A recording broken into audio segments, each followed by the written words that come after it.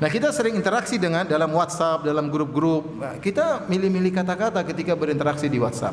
Banyak orang pandai ngomong langsung baik, tapi dia tidak pandai bercakap-cakap dalam WhatsApp, sehingga kata-katanya kasar, dia tidak sadar. Ya, maka seorang sebelum menulis dia pikirkan ini bagus atau tidak, manfaat atau tidak, menyenangkan kawan-kawan atau tidak, menjengkelkan atau tidak, apakah harus di sini disampaikan ataukah perlu dijapri.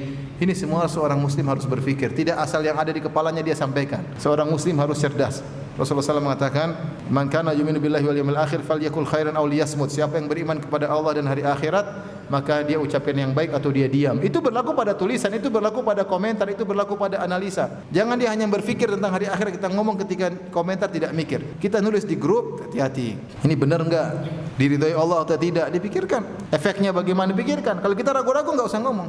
Kadang kita mau ngelucu aja ya. Ini suatu lucu, kita mau tulis di grup. Aduh, ini boleh